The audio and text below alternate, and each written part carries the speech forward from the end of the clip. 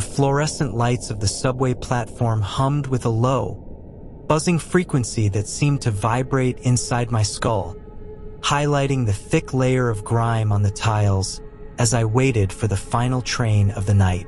I was the only person standing on the platform, and the silence was so heavy that the sound of my own breathing felt like a disturbance in the air, making me wonder if I was truly alone or if someone was watching from the shadows of the tunnel. A distant rumble began to shake the ground beneath my feet, growing into a screeching metal roar as the silver cars finally slid into the station, their windows reflecting the empty platform back at me like a series of dark mirrors. I stepped through the sliding doors of the very last car, feeling a strange sense of relief that quickly vanished when I realized the interior was unnaturally cold, smelling of industrial bleach and something else I couldn't quite identify, something metallic and sharp. As the train jolted forward and began its descent into the deeper tunnels, I noticed 3 men at the far end of the car wearing orange reflective vests and heavy work boots. They weren't talking or looking at phones, but were instead standing over several long, heavy industrial bags that looked far too heavy to contain just cleaning supplies or tools. My heart skipped a beat when the man closest to me reached out and slowly pulled a metal bolt across the door connecting our car to the rest of the train, effectively locking me inside this narrow metal tube with them. Why would they lock the internal doors on a public transit line? And why were they all looking at me now with such a calculated, emotionless intensity that suggested I was an unexpected variable in a very dark equation?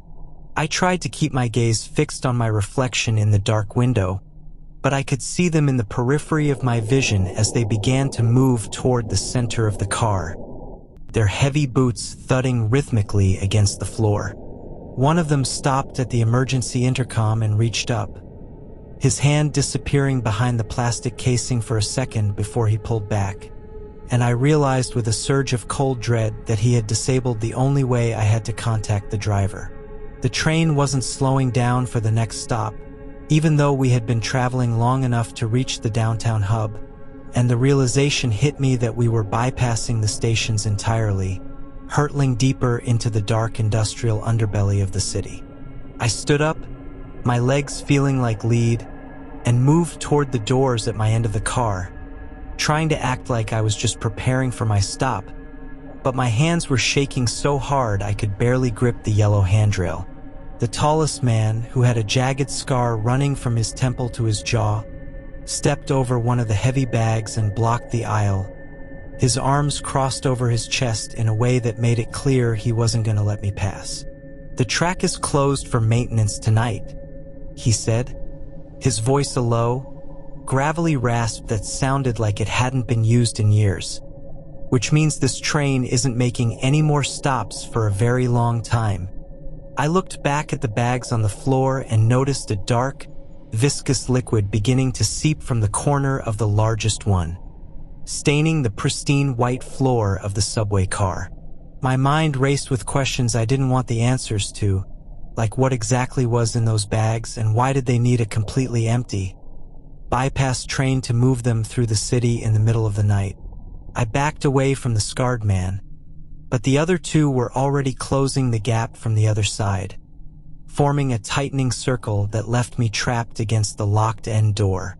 The train suddenly banked hard to the left, a route I didn't recognize from any map, and the lights flickered violently before plunging the car into a suffocating, pitch-black darkness that lasted for several terrifying seconds. In the dark, I heard the sound of heavy footsteps rushing toward me and the metallic click of something being unsheathed, a sound that sent a jolt of pure adrenaline through my system. When the lights hummed back to life, the scarred man was only 3 feet away, holding a heavy-duty zip tie in one hand and a roll of gray duct tape in the other, his eyes fixed on my wrists. "Just make it easy on yourself," he muttered, stepping into my personal space. "We have a schedule to keep and the incinerator at the maintenance yard doesn't wait for anyone." The sheer casualness of his threat made my blood run cold, realizing that to these men, I wasn't even a person anymore, just another piece of debris that needed to be cleared away before the morning commute began. I looked around desperately for anything I could use as a weapon, my eyes landing on the heavy fire extinguisher housed in a glass case near the floor. I didn't think. I just acted, dropping to my knees and kicking the glass with all the strength I had left in my boots, the shattering sound echoing like a gunshot in the cramped space.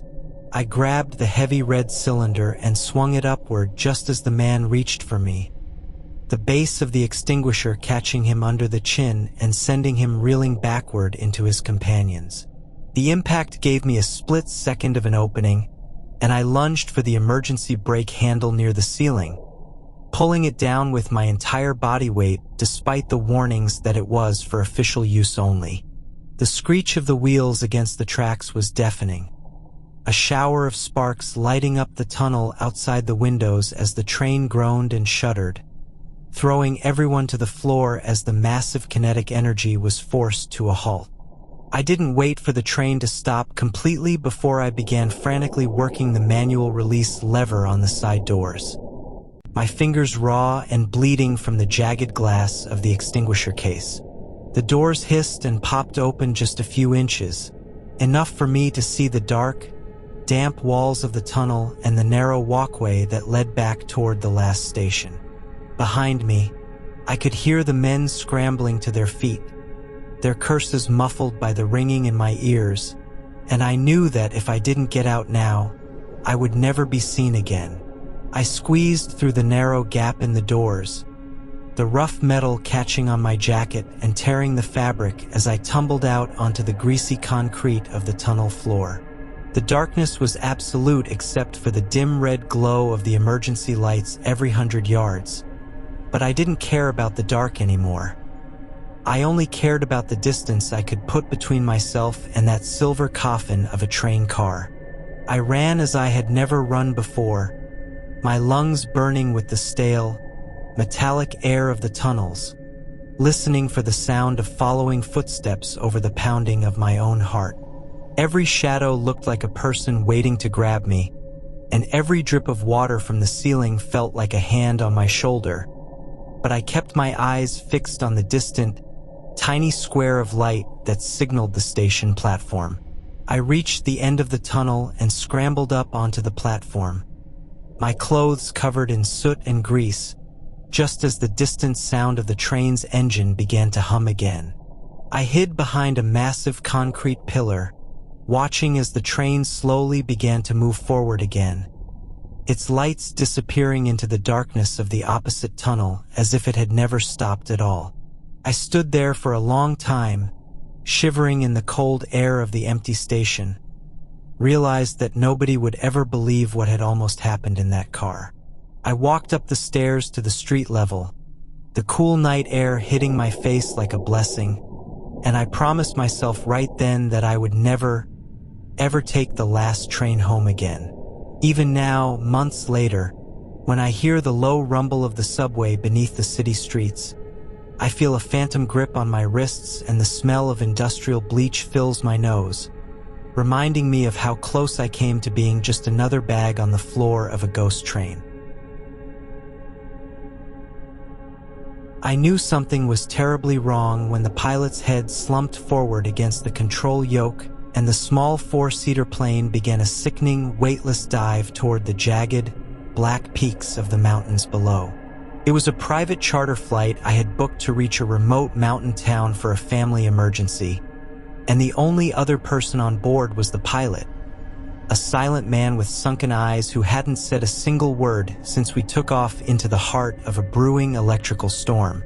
The cabin was cramped and smelled of stale coffee and old leather, but now, as the wind lashed against the thin aluminum skin of the aircraft, the scent of something chemical and sweet began to fill the air. I reached forward to shake the pilot's shoulder, screaming for him to wake up, but my hand recoiled when I saw a small, empty glass vial rolling around on the floorboards between his feet. Why would a pilot choose to lose consciousness in the middle of a dangerous night flight? And why was the cockpit door suddenly jammed from his side as if it had been intentionally wedged shut?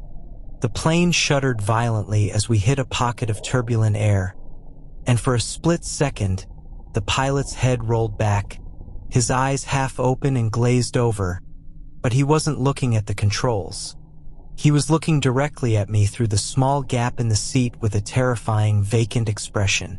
I realized with a jolt of pure panic that he wasn't having a medical emergency at all, but had staged this accident to ensure that neither of us would ever make it to our destination. I began to kick at the back of his seat, desperate to reach the controls or the radio, but the plane was banking harder to the left, and the altimeter on the dashboard was spinning downward at a rate that made my stomach churn.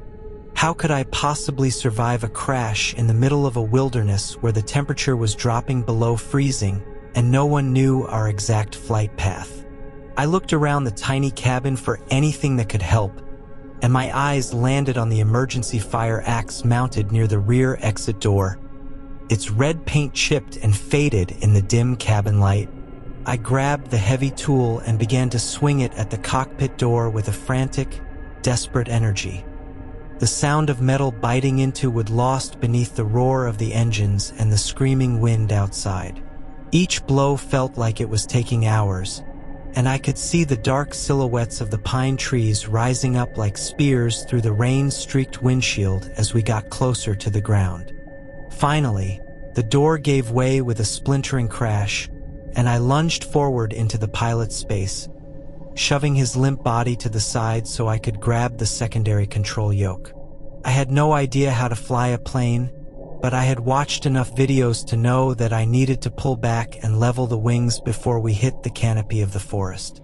The controls were heavy and sluggish, fighting against me like a living thing, and the pilot's hand suddenly clamped onto my forearm with a grip like a cold iron vise. He wasn't unconscious anymore. He was staring at me with a manic, wide-eyed fury, his teeth bared as he tried to push the yoke back down toward the earth. We struggled in the narrow cockpit as the plane clipped the very tops of the trees, the sound of breaking branches like a series of rapid-fire explosions against the fuselage. I used my elbow to strike him across the face, breaking his hold just long enough to pull the throttle back and heave the nose of the plane upward into the stormy sky.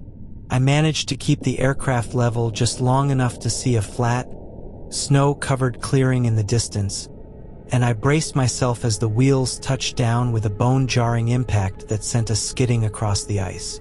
The plane finally came to a halt just feet away from a massive rock wall, the engines dying with a final, wheezing gasp of smoke.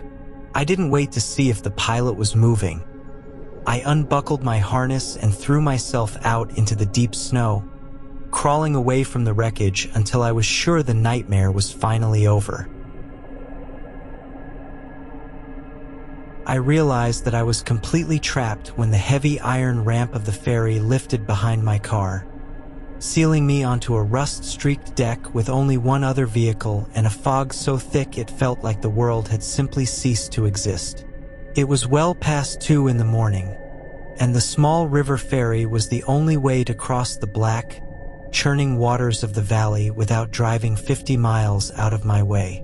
I had expected a crew member to come by and collect the fare, but the small glass booth on the deck was empty, and the only light came from a single, flickering bulb that cast long, dancing shadows across the wet metal floor.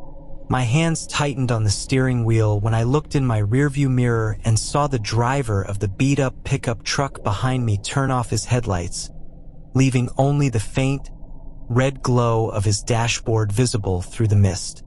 Why was the ferry moving so slowly? And why could I hear the rhythmic thumping of metal hitting metal coming from the engine room below instead of the usual steady hum of the motor? I rolled down my window just a crack to listen, and my heart skipped a beat when I heard the heavy, deliberate footsteps of someone walking toward my car from the direction of the dark truck. I looked back and saw a tall man dressed in a yellow slicker, his face hidden beneath the brim of a waterproof hat, carrying a heavy industrial chain and a massive brass padlock in his gloved hands. He didn't look like a member of the crew, and as he passed my window, he didn't even glance at me, but instead began wrapping the chain around the steering mechanism of the ferry, effectively locking the boat on a collision course with the jagged rocks of the far shore. Was this a robbery, or was he intentionally trying to sink the vessel with me still inside my car? And where were the actual operators who were supposed to be piloting this boat across the river? I tried to start my engine to reverse, but the man heard the ignition click and suddenly turned, pulling a heavy crowbar from his belt and smashing it against my windshield with a force that sent cracked spider webbing across the glass. I screamed and threw the car into gear, but the deck was slick with oil and river water, and my tires merely spun in place as the stranger began to methodically smash the side windows to get to the door locks.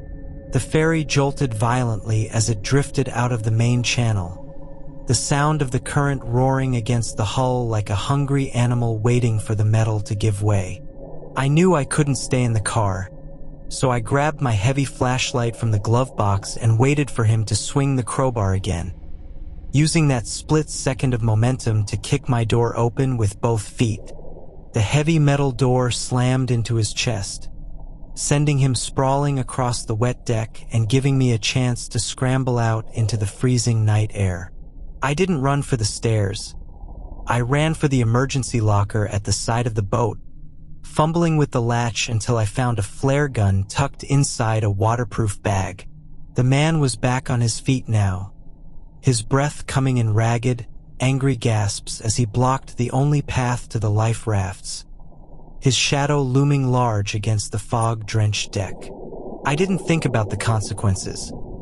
I aimed the flare gun into the sky and fired, the brilliant red light illuminating the entire river and revealing that we were barely 30 yards away from a massive concrete pier. The sudden, blinding glare distracted the attacker just long enough for me to lunge past him and grab the manual release for the anchor, letting the heavy iron weight drop into the water with a deafening splash that acted like an emergency brake. The sudden tension on the chain caused the ferry to swing wildly, throwing the man off his feet and over the low guardrail into the dark, icy water below. I stood there gasping for air as the boat groaned to a halt against the pier, and I didn't stop running until I reached the bright lights of the local police station, knowing that the midnight ferry would be my last trip across that river forever.